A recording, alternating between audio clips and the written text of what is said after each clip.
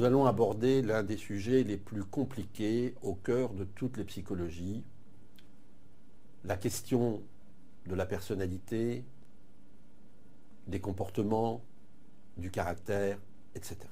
Il convient de voir que d'abord, dans les psychologies, il y a de multiples écoles qui, chacune à sa façon, a décrit l'humain.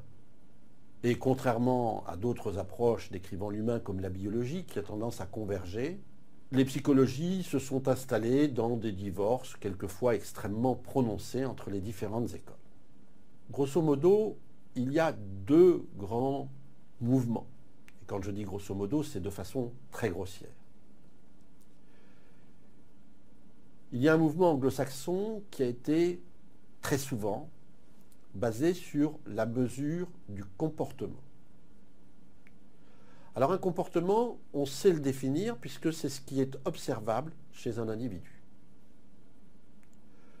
Quand je suis fatigué, si je préfère me retrouver seul chez moi, dans mon bureau, ou au contraire sortir, retrouver des amis et faire la fête, on voit bien là qu'il y a deux comportements différents. Ces psychologies et ces approches du comportement font un écho à ce qu'on a appelé le comportementalisme ou les approches behavioristes américaines qui n'ont eu de cesse que de vouloir changer le comportement des gens. Mais il est évident que dans les relations, quand je rencontre quelqu'un, à titre privé ou à titre entrepreneurial, ce que je perçois, c'est son comportement. A l'inverse, un deuxième mouvement s'intéresse à ce qui se passe à l'intérieur de l'individu. Freud parlera des pulsions, parlera de l'inconscient. Et je ne peux pas deviner le rêve ou le cauchemar que quelqu'un a fait dans la nuit précédant notre rencontre. Il y a bien sûr d'autres écoles en psychologie et il y a eu de multiples réflexions autour de la notion de caractère et de personnalité. Étant psychanalyste plutôt d'obédience freudienne, je ne vais pas me lancer dans la description d'une personnalité ou d'un caractère. Je vais faire une formule très simple. Je dis, pour moi, ce ne sont pas des concepts qui tiennent la route. De façon un peu vulgaire, vous m'en excuserez. Je dis que les définitions qu'on donne de la personnalité ne sont pas très scientifiques, à mon avis, et celles du caractère encore moins. Et que les inventaires qui ont été faits des types de personnalité comme de caractère sont finalement très longs, plus longs qu'un jour sans pain, dirait-on à la campagne.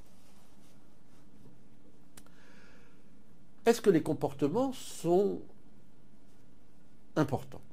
Oui, parce qu'effectivement, si quelqu'un se met très souvent en colère, si au contraire quelqu'un ne réagit jamais, eh bien, on voit bien que ces modes de comportement créeront un climat fort différent. Et tout le monde peut comprendre ça. Alors les comportements peuvent s'évaluer. Je vais même pousser un peu le mot, se mesurer, voire se comparer. Mais bien évidemment, comme il y a de multiples comportements, eh bien, il y a de multiples indicateurs. On peut dire que les indicateurs comportementaux, il y en a des centaines. Moi-même, j'en ai créé. J'ai créé un indicateur de comportement de leadership qui s'appelle Prométhée 180 et qui permet d'évaluer chez quelqu'un son comportement de leader en groupe selon deux dimensions, ses modalités et ses dynamiques. Nous aurons l'occasion d'y revenir dans d'autres circonstances, mais c'est pour ça, c'est pour vous dire que finalement, en quelques années, en collectant quelques milliers d'informations, il est possible de créer un indicateur comportemental. La question, c'est un comportement. La mesure d'un comportement est-elle un indice fiable? Autrement dit, si je mesure chez quelqu'un ce qu'on pourrait appeler son instabilité, c'est-à-dire le fait qu'il se met souvent en colère, est-ce que c'est probant et est-ce que ça veut dire quelque chose? Alors oui, pour une raison très simple, c'est que les comportements correspondent à ce qu'on appelle des conforts cérébraux. Le cerveau, qui est une machine fantastique, a 2 défauts. C'est pas beaucoup, me direz-vous, vu ce qu'il fait, mais quand même. Le premier défaut, c'est qu'il est atrocement conservateur. Il perd très peu de choses de ce qu'il capte et il essaye de tout rapporter à ce qu'il a déjà emmagasiné. Autrement dit, quand on dit de quelqu'un que la première impression est la bonne, effectivement, si on l'a vu comme sympathique, à chaque fois, on va avoir tendance à le classer dans la catégorie des sympathiques. Si on l'a jugé désagréable, ce sera la même chose. Et il y aura un travail à faire pour revenir sur cette décision. Le cerveau est conservateur donc dans sa façon de traiter les informations, mais il est également conservateur dans les zones qu'il sollicite face à une situation donnée. Et donc, plus nous serons fatigués, plus nous aurons tendance à répéter un certain type de comportement. Il va de soi, et nous le savons tous, que quelqu'un qui a tendance à se mettre en colère quand il est au repos aura en général une plus grande tendance encore à se mettre en colère quand il est fatigué. Nous le verrons quand nous étudierons la question du stress. Alors dans les comportements, que peut-on mesurer?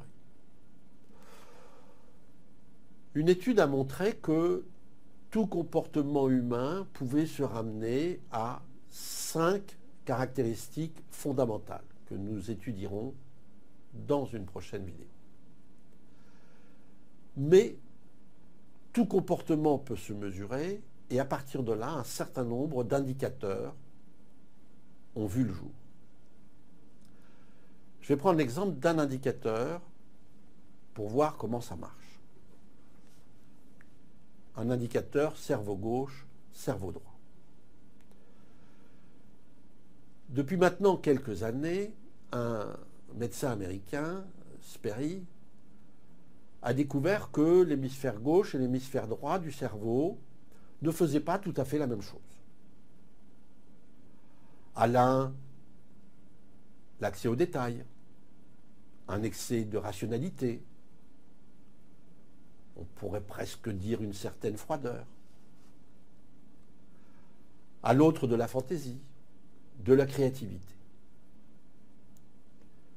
Le fonctionnement cérébral est évidemment beaucoup plus complexe que cela, mais cette découverte a donné lieu à ce qu'on a appelé la dichomanie, c'est-à-dire que tout le monde s'est dit, est-ce que tu es plutôt cerveau gauche ou est-ce que tu es plutôt cerveau droit? Autrement dit, est-ce que ton cerveau, dans la majorité des cas, n'a pas tendance à favoriser l'action du cerveau gauche ou du cerveau droit? Vous allez me dire comment il est possible qu'une zone cérébrale puisse travailler plus qu'une autre, parce qu'en fait, il y a une régulation, une supervision, pourrait-on dire, au niveau cérébral, probablement hormonale, qui permet à des autres de créer en quelque sorte des luttes d'intervention et d'influence. Si je prends l'indicateur qui s'appelle le MBTI, Myers-Briggs Typologie Indicateur. C'est un indicateur ancien qui définit 4 axes comportementaux. Donc, a choisi, en fait, 4 axes qui paraissent signifiants dans le comportement de quelqu'un. Le premier axe mesure l'intériorité ou l'extériorisation de quelqu'un. Ça veut dire quoi? Non pas que quelqu'un est calme ou agité, suivant qu'il serait introverti ou extraverti, mais la façon dont quelqu'un récupère son énergie quand il est fatigué ou stressé.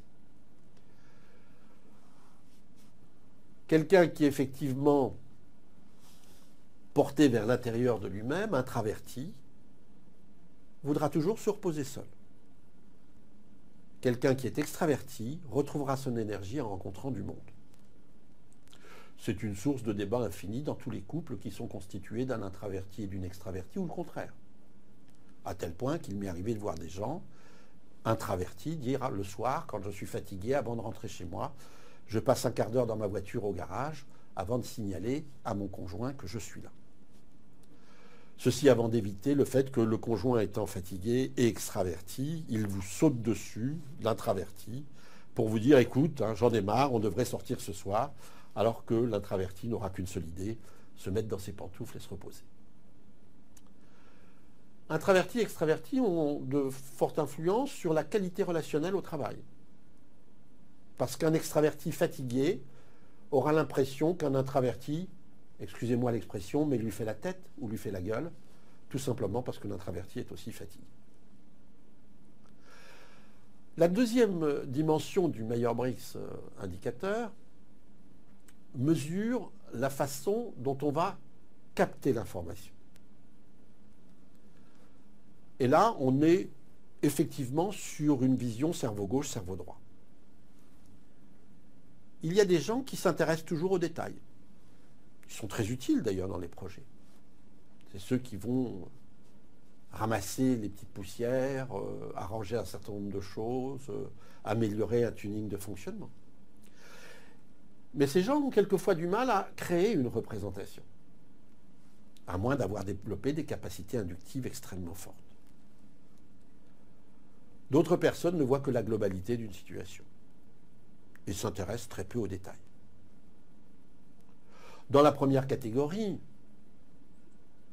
celui qui lira un courrier n'y verra que les fautes d'orthographe. Le second n'appréciera le courrier qu'en disant « Oh, dis donc, cette lettre est particulièrement violente ». Du point de vue professionnel, les relations entre deux personnes peuvent être là aussi compliquées par cette opposition de comportement. Le troisième comportement concerne la manière dont nous prenons les décisions. Je dirais d'ailleurs que nous sommes à la limite du comportement et beaucoup plus là sur des empreintes internes qui sont non pas liées au système perceptif, mais liées à des choses extrêmement profondes et compliquées. Mais cela a une apparence comportementale. Certaines personnes vont prendre leurs décisions en fonction de faits techniques, de caractéristiques en fait situationnelles, alors que d'autres vont prendre leurs décisions en fonction des personnes. On dira qu'ils sont plus affectifs. On conçoit que si je prends les décisions en fonction d'une situation, je n'aurai pas tellement de difficultés à licencier, même si ça me pose un problème éthique. Mais pour quelqu'un qui prend ses décisions en fonction des personnes, cela peut constituer un véritable blocage. Cette dimension est très importante en leadership. Les leaders, les grands leaders, ont quand même tendance à se trouver du côté des gens qui prennent les décisions en fonction de la situation plus que de l'humain. Mais ceci étant, si on est en co-direction, il peut être très utile de combiner les deux types de comportements, d'avoir un qui s'intéresse plus aux aspects, disons, environnementaux et l'autre plus aux aspects de la personne. La quatrième dimension du MBTI concerne la capacité monochronique ou polychronique du cerveau. La monochronie consiste à ne faire qu'une chose à la fois et en général à terminer ce qu'on fait avant d'attaquer une tâche différente. Donc, quelqu'un qui est de ce type-là, s'il est en train de faire quelque chose et que vous venez le voir, pour lui poser une question, il vous dira « Est-ce que tu peux revenir dans 5 minutes ? J'aurai terminé à ce moment-là ce que je suis en train de faire. » Le polychronique, à l'inverse, est quelqu'un qui zappe, qui change très facilement d'activité, qui mène plusieurs activités simultanément. On a l'habitude de dire que le bureau d'un monochronique est plutôt parfaitement rangé, là où le bureau d'un polychronique, eh bien, il y a des tas de dossiers ouverts sur la table, etc. Donc, si vous venez voir un polychronique qui est en train de faire quelque chose, il lèvera la tête, il vous dira « Oui, je suis incroyablement pressé parce que je dois rendre absolument ce travail », mais il s'intéressera immédiatement à ce que vous venez de lui dire. Voilà donc un exemple d'indicateurs comportementaux qui définissent des grandes typologies. Ces typologies portent des lettres, un ISTJ par exemple, et quelqu'un qui est introverti, s'intéresse aux détails, prend ses décisions en fonction des faits et de l'environnement et se trouve être monochronique. Ces gens, quand ils sont très fatigués ou stressés, ont tendance à être relativement froids, relativement fermés. En revanche, si je prends le profil parfaitement opposé, ENFP, j'aurai quelqu'un qui sera extraverti, qui verra toujours les choses dans leur globalité, qui prendra ses décisions en fonction des personnes, donc avec une relation relativement affective, et qui sera parfaitement polychronique, c'est-à-dire qui zappera toujours d'une activité à une autre. Ces gens-là, quand ils sont stressés, ont tendance à partir du côté du comportement maniaco-dépressif. On voit donc que, globalement, avec une typologie, il est possible d'apprécier le comportement global de quelqu'un. J'ai fait des mesures, par exemple, sur des bâtiments militaires. Sur les bâtiments militaires, qu'est-ce qu'on constate? On constate que d'abord, un bâtiment militaire est là pour faire la guerre. On doit s'intéresser à de multiples choses qui doivent fonctionner. L'appréciation du marin, ce qu'on appelle l'œil marin, doit pouvoir discerner dans une situation d'une incroyable complexité la trajectoire possible de son bâtiment et donc la vitesse qu'il doit adopter. Sur 2 bâtiments militaires regroupant à peu près 1000 personnes, il y avait un seul ENFP. Repéré évidemment comme une personnalité très particulière. J'ai employé le mot de personnalité pour indiquer son cocktail comportemental. C'est-à-dire quelqu'un, effectivement, faisant du bruit. En revanche, il y avait énormément de gens du côté ISTJ, travaillant sur les moteurs, dans les profondeurs du bateau, dans lesquelles les relations sont rares et où l'attention doit être extraordinairement fixée sur le détail des chaudières, fussent-elles à l'ancienne au fioul ou nouvelles atomiques. Les indicateurs comportementaux sont donc utiles pour quelqu'un, surtout si cela lui permet de mettre des mots sur des comportements qui sont estimés invalidants par lui-même ou très gênants pour son entourage. La question qui viendra à ce moment-là, et qui est beaucoup plus compliquée, c'est comment est-il possible de transformer un comportement. À la marge, un comportement peut se transformer. Et toute l'éducation vise à ça. Autrement dit, beaucoup d'extravertis sont capables de vivre seuls, de se retrouver seuls pendant de longues périodes, y compris en état de grande fatigue. Quelqu'un qui s'intéresse au global pourra, dans certaines activités, devenir très performant sur le détail, etc. Mais ce qu'il faut savoir, c'est qu'en cas d'extrême fatigue, en cas de stress violent, nous avons toujours tendance à revenir sur les positions de confort, donc ces comportements de base. D'où viennent ces comportements? De l'histoire du sujet, dirait-on en psychologie, et ils sont probablement fixés dans les premières années de la vie, au moment où la plasticité cérébrale est maximale et où l'enfant doit faire face à un environnement dans lequel il crée ses premières représentations. Ce qui est assez incroyable, c'est que, en général, on observe dans une famille des développements orthogonaux du point de vue du comportement, c'est-à-dire que le milieu est suffisamment hétérogène dans le déroulé du temps pour que les différents enfants se révèlent très différents. Pour conclure, nous pouvons dire qu'il existe d'autres indicateurs comportementaux.